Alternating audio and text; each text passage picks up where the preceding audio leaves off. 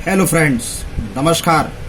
मैं हूं योगेश चतुर्वेदी और आज मैं 11th फिजिक्स का एक बहुत ही अच्छा टॉपिक आपके सामने लेकर आया हूं। देखिए फ्रेंड्स, ये टॉपिक हमारे दैनिक जीवन से रिलेटेड है, तो यदि आप इसको सीखेंगे तो आपको बहुत मजा आएगा।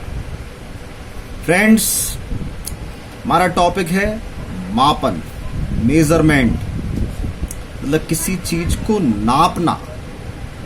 अब दैनिक जीवन में हम जितनी भी अपने आसपास चीजें देखते हैं वो सब नापी तुली हैं और हम स्वयं भी चीजों का मापन करते हैं। लेकिन फिजिक्स की लैंग्वेज में मापन किसे कहते हैं, ये हम सीखते हैं आज।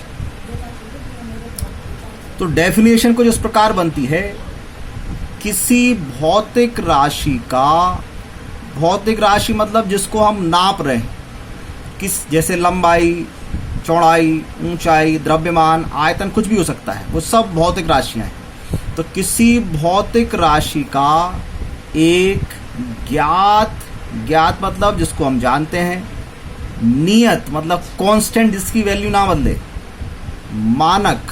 मानक मतलब कोई भी ऐसी वस्तु जिसकी सहायता से हम इस राशि को नाप सकते हैं। तो ऐसा ज्ञात नियत मानक लेकर उस मानक से इस राशि की तुलना करना मापन कहलाता है। फ्रेंड्स, अब ये क्या परिभाषा कहलाई कि एक ज्ञात नियत मानक लो, तुलना करो, मापन। चलिए समझते हैं। इस एग्जाम्पल में ये जो लंबाई दी गई है, यदि मैं आपसे कहूं कि इसको नापना है तो आप स्केल उठाएंगे और स्केल से यहां से इसको नापना स्टार्ट करेंगे।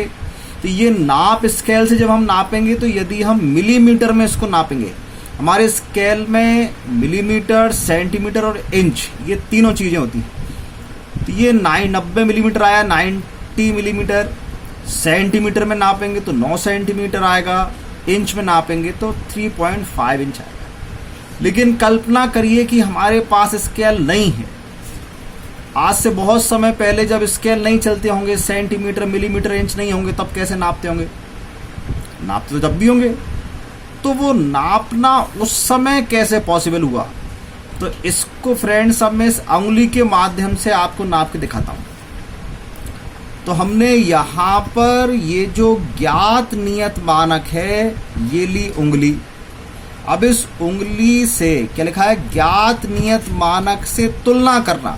तो इस उंगली से इसकी तुलना करें तो एक बार तुलना की, 2 बार, 3, 4, 5 और 6, मतलब 6 टाइम्स, 6 बार उंगली इसमें शामिल हो गई। तो इसकी जो वैल्यू आई वो कितनी आई? 6 उंगली। तो ऐसे फ्रेंड्स, अगर हमको किसी राशि को नापना होता है तो सबसे पहली आवश्यकता क्या है? एक ज्ञात नियत मानक। कोई एक ऐसी वस्तु लीजिए जिसकी वैल्यू चेंज ना हो और फिर उससे उसकी कंपैरिजन कर लो। और वो जितनी बार शामिल होगी वही उसकी माप कहलाएगी। सुविधा के लिए फ्रेंड्स मैं आपको बता दूं, ये जो ज्ञात नियत मानक लिखा है, इसी को ही मात्रक, यूनिट कहते हैं। जैसे जब हमने इसकी उंगली से तुलना की थी तो 6 उंगली निकल के आया। तो ये उंगली क्या है? मात्रक, मतलब जिससे हमने इसको नापा। जैसे अगर 3.5 इंच है तो इंच क्या है? मात्रक। 9 सेंटीमीटर है तो सेंटीमीटर क्या है? मात्रक। 90 मिलीमीटर तो मिलीमीटर क्या है? मात्रक। तो अगर हमको इस लंबाई को नापना था तो सबसे पहले हमने एक मानक लिया जिसको मात्रक कहते हैं, फिर उसकी इससे बार बार तुलना की, वो जितने बार शामिल हुआ वो उसकी नाप बन गई।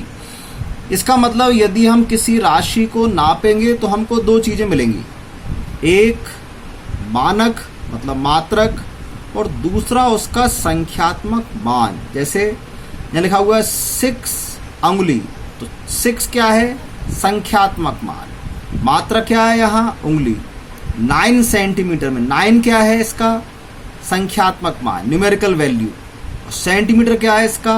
मानक या मात्रक। तो अब ये जो दो चीजें हैं, ये दो चीजें देखिए हमको हर माप में मिल रही हैं, लेकिन आप एक चीज नोटिस करें कि आप जब छोटा मात्रक लेते हैं, मिलीमीटर बहुत छोटी चीज है, तो संख्या बड़ी आ रही है, और जब हमने मिलीमीटर से बड़ा मात्रक सेंटीमीटर लिया तो यहाँ 90 थे, यहाँ 9, मतलब संख्यात्मक मान कम हो गया। जब हमने इससे और सेंटीमीटर से इंच पर पहुंचे तो इंच और बड़ा मात्रक है, इसलिए संख्या और कम हो गई। उंगली में आए, संख्या और देखिए 90, 9, 6, 3.5। तो जैसे जैसे मात्रक बड़े होते जा रहे हैं, वैसे वैसे ये जो संख्यात्मक मान है, न्यूमेरिकल वैल्यू है, ये कम होती जा रही है। इसका मतलब इन दोनों में यदि रिलेशन निकाला जाए तो रिलेशन व्युत्क्रमानुपात का आएगा। मतलब यदि एक चीज बढ़ती है तो दूसरी घट जाती है। मात्रक बढ़ेगा तो संख्यात्मक मान कम हो जाएगा, और यदि संख्यात्मक मान बढ़ेगा तो मात्रक छोटा लेना होगा। तो इस प्रकार फ्रेंड्स, यदि हम किसी भी राशि को नापेंगे तो हमको दो चीजें मिलेंगी, एक उसकी न्यूमेरिकल वैल्यू और एक उसकी यूनिट। अब आप यूनिट की वैल्यू बड़ी लेंगे तो न्यूमेरिकल वैल्यू छोटी आएगी, और यूनिट छोटी लेंगे तो न्यूमेरिकल वैल्यू बड़ी आएगी। जैसे यदि ये लंबाई 1 मीटर होती तो जब हम इसको मीटर में नापते तो केवल 1 आता, लेकिन यदि 1 मीटर लंबाई को ही सेंटीमीटर से नापते हैं तो 1 मीटर 100 सेंटीमीटर के बराबर है। तो यदि हम सेंटीमीटर में नापेंगे तो उसकी न्यूमेरिकल वैल्यू 100 आती है, और मीटर में नापेंगे तो 1, क्योंकि मीटर बड़ा मात्रक है, इसलिए न्यूमेरिकल वैल्यू केवल 1 आई, और जबकि सेंटीमीटर छोटा मात्रक है, इसलिए 1 मीटर लंबाई में 100 सेंटीमीटर शामिल हो जाते हैं। अब एक बात आती है, ठीक है, इतनी सब उठापटक हम कर क्यों रहे, अर्थात ये मापन की आवश्यकता क्यों है, हमने क्यों नापना सीखा? तो इसमें मेरा आंसर ये है फ्रेंड्स, यदि ये जो लंबाई हम नाप रहे थे, यदि ये दुनिया में अकेली एक ही लंबाई होती तो फिर हमको नापने की कोई आवश्यकता नहीं। लेकिन यदि इस जैसी और लंबाई भी हैं, जैसे यहां दिखाया गया है, तो इनको देखकर हम कह सकते हैं ये बड़ी लंबाई है और ये छोटी लंबाई है। अगर दो वस्तुएं आपके हाथ में रख दी जाएं तो आप बता सकते हैं एक भारी है और एक हल्की है।